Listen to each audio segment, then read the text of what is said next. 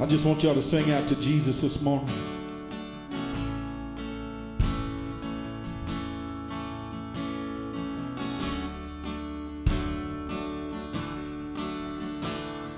Seems like all I could see was a struggle. Haunted by ghosts who live in my past. Bound up in shackles of all of my failure. Wondering how long is this gonna last? Then you look at this prisoner and say to me, son, stop fighting the fight. It's already been won. 'Cause I am redeemed. You set me free. So I'll shake off these heavy chains, wipe away every stain. Now I'm not who I used to be, 'cause I am redeemed. I'm redeemed. All my life I have been called unworthy. Pained by the voice of my shame and regret. But when I hear you whisper, child, lift up your head, I remember, oh God, you're not done with me yet. 'Cause I am redeemed. You set me free. So I'll shake off these heavy chains, wipe away every stain. Now I'm not who I used to be, because I don't have to be the old man inside of me. His days long dead and gone, because I got a new name, a new life. I'm not the same. I hope that'll carry me home. Well, I am redeemed. You set me free. So I'll shake off these heavy chains, wipe away every stain. I'm not who I used to be, 'cause I am redeemed. You set me free. So I'll shake off these heavy chains, wipe away every stain. I'm not who I used to be. Oh God, I'm not who I used to be. Jesus, I'm not who I used to be, 'cause I am redeemed. I'm redeemed. I'm redeemed. I am redeemed. I'm redeemed. I'm redeemed.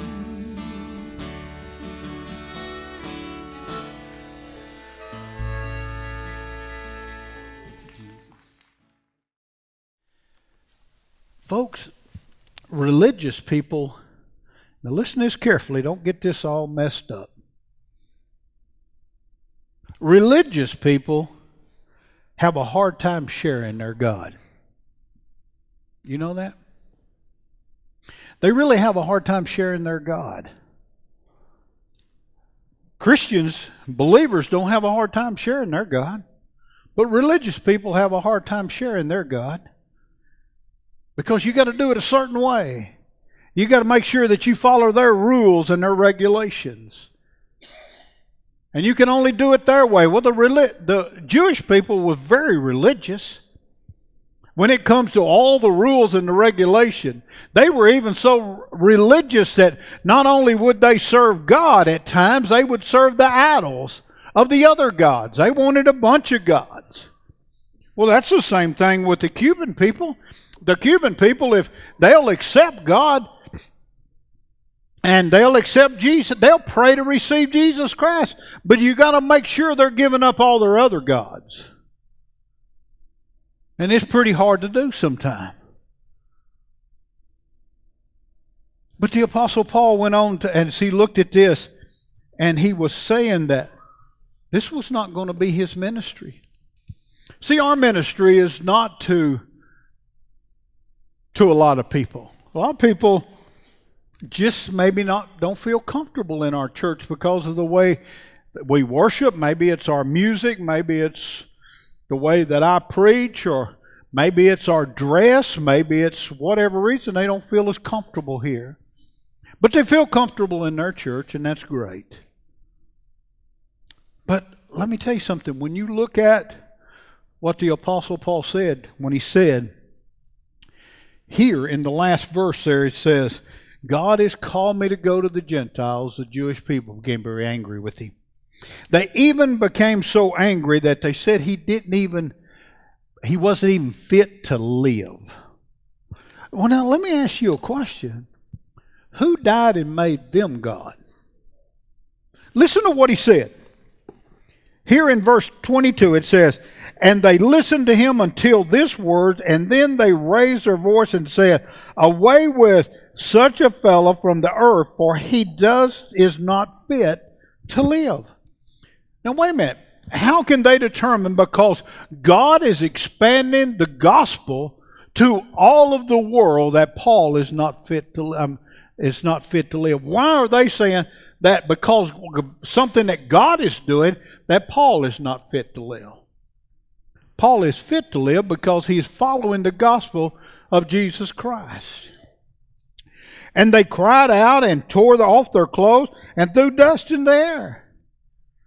Well, folks, they were just having a wall-eyed fit, wasn't they? Now, that's pretty dumb. You know, some of the things that we saw over in Cuba was, we just kind of shook our head at it. Because we wasn't going to be there long enough to change it, was we, Terry? So all we did was just present the gospel. We didn't worry about the doctrinal issues there as far as how they took membership in the church, or how they baptized, or how they observed the Lord's Supper, or how they did certain things. We didn't get into that because we were only going to be there for 4 full days of ministry, and actually 4.5 days is what we actually ministered. And on those 4.5 days, we actually lowered the time that we were going. We kept the same number of appointments, but we brought it down by at least a half a day and probably maybe a whole day. But we didn't have time for all the garbage that goes into it, where you come in and start picking apart what they're doing. We didn't have the right to pick it apart anyway. We're not the one over every day ministering. We're the monkeys in the cage that everybody's looking at and going in and reaping the fruits of their labor for a long time. But everybody, kind of all these Jewish people, all these guys around the synagogue wanted to complain about the Apostle Paul just because God was moving him to a different area. And they said he didn't even fit to live. And they threw dirt up in the air. Now, folks, I've gone down the road kicking rocks before because I was mad. But I ain't ever picked up a whole bunch of dirt and just threw it in the air to get dirty.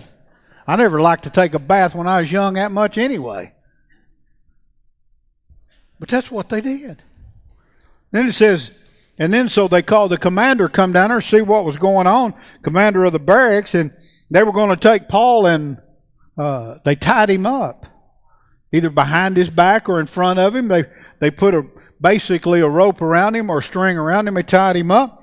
And it said the commander ordered him to be brought into the barracks and said that he would be examined under scourging so that he might know why they were shouting against him.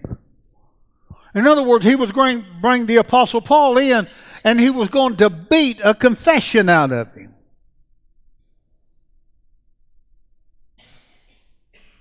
Why? Why don't you just ask him what went on? Why do you think you have to whip somebody to get a confession out of him? And so they bound him with thongs and said to the centurion, Paul said to the centurion who stood by him, now this is a good part right here. Is it lawful for you to scourge a man who is a Roman and uncondemned? All right, now let me give you the historical value of this. See, a Roman citizen could not even be tied up unless he had had a trial. He could not be beaten unless he had had a trial and been found guilty. Not just the trial, he had to be found guilty before he could be beaten. So they're going to take the Apostle Paul, who is a Roman citizen and a Jewish citizen.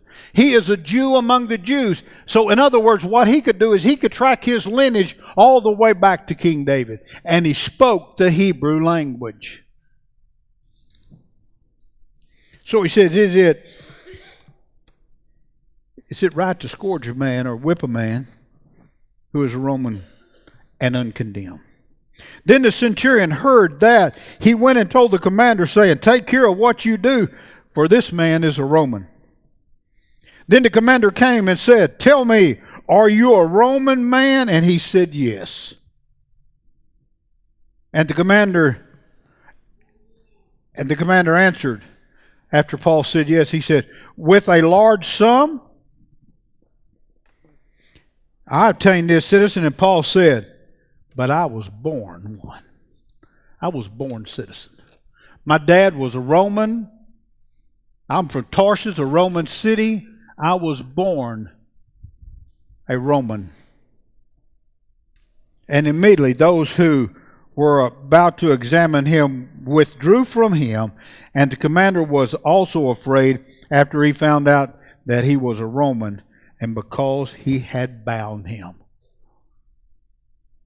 See, these Jewish people were mad because the Apostle Paul was going to take a gospel they didn't want to hear to a Gentile nation because they hated the Gentiles so much.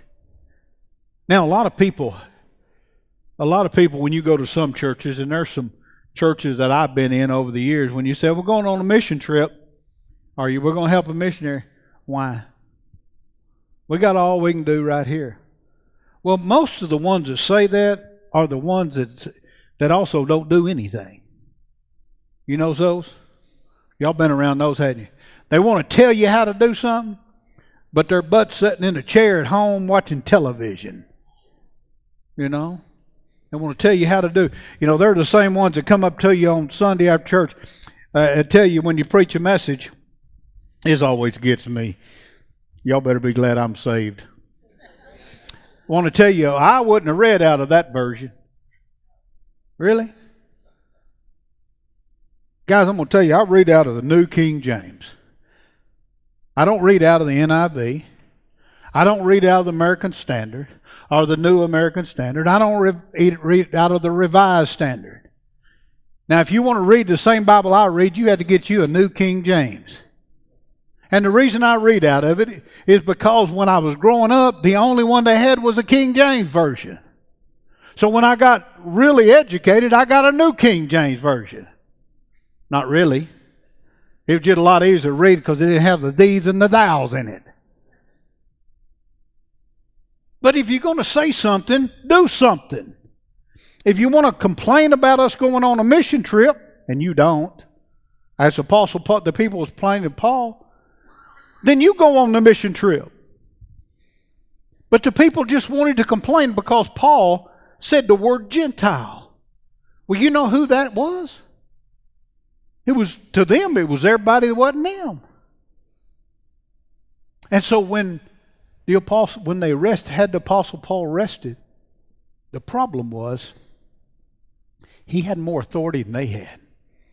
They were complaining about him, and he actually had all the authority because he was a Roman.